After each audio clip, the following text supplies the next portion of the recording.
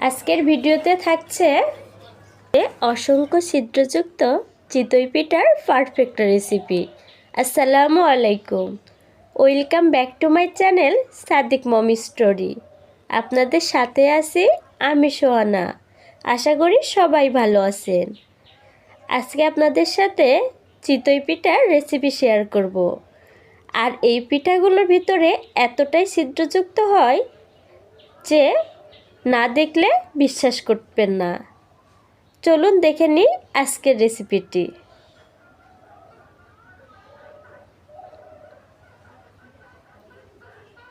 যারা পারফেক্ট চিতই পিঠা বানাতে পারেন না, আজকের ভিডিওটি প্রথম থেকে শেষ পর্যন্ত দেখলে শিখে যাবেন পারফেক্ট চিতই পিঠা বানানোর রেসিপি। তার জন্য লাগবে এখানে চালের গুঁড়া। চালের গুঁড়ার ভিতর দিয়ে দিব পরিমাণ মতো লবণ। শুকনো উপকরণগুলো আলতো হাতে মাখিয়ে নিব। আর চালের গুঁড়াটা কিন্তু আগে থেকেই চেলে নিয়েছি। অবশ্যই চেষ্টা করবেন চালের গুঁড়াটা চেলে নেওয়ার। এখন এখানে আমি নর্মাল পানি ব্যবহার করব। নর্মাল তাপমাত্রার পানি দিয়ে খুব ভালো করে এটা মাখিয়ে নিব। আর অবশ্যই শুকনো শুকনো করে এটা মাখাবো।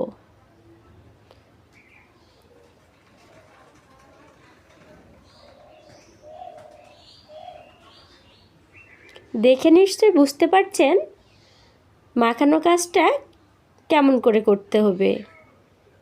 এরকম শক্ত করে মাখিয়ে নিতে হবে।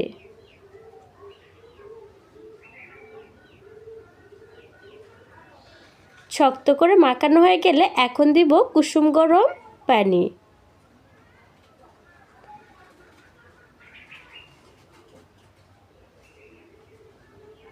কুসুম গরম পানি দিয়ে খুব ভালো করে মাখিয়ে নিব।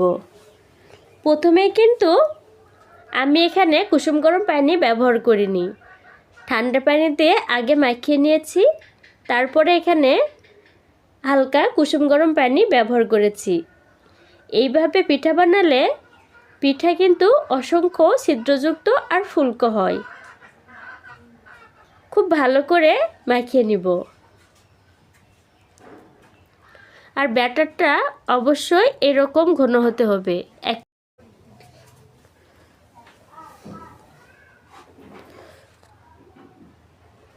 সময় নিয়ে ব্যাটারটা আমি তৈরি করব।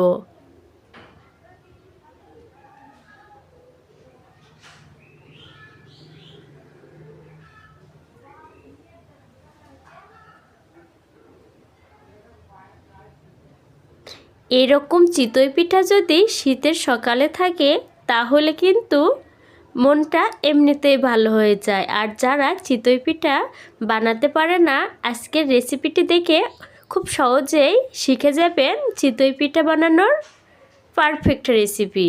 আশা করি ভিডিওটি আপনাদের খুব ভালো লাগবে। আর এখানে আমি মাটির চুলায় মাটির খোলা গরম করে নিয়েছি। খুব ভালো করে কিন্তু চিতই পিঠার খোলাটা গরম করে নিতে হবে। আর চিতই পিঠা বানানোর জন্য আমি এখানে মাটির খোলা ব্যবহার করব। খুব ভালো করে গরম করে নেওয়ার পরে ওর ভিতর দিয়ে দিব আটার ব্যাটারটা। চিতই পিঠার ব্যাটার দিয়ে এখন একটা ঢাকনা দিয়ে ভালো করে ঢেকে দিব।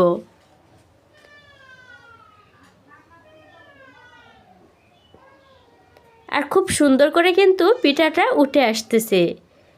তো দেখতেই পেলেন প্রথম পিঠাটাও কিন্তু অনেক সুন্দর হয়েছে। এইভাবেই সবগুলো চিতই পিঠা বানিয়ে নিব। আর পিঠাগুলো দেখেই নিশ্চয়ই বুঝতে পারতেছেন কতটা ছিদ্রযুক্ত হয়েছে। এইগুলো চাইলে কিন্তু আপনারা দুধে ভিজিয়েও খেতে পারবেন।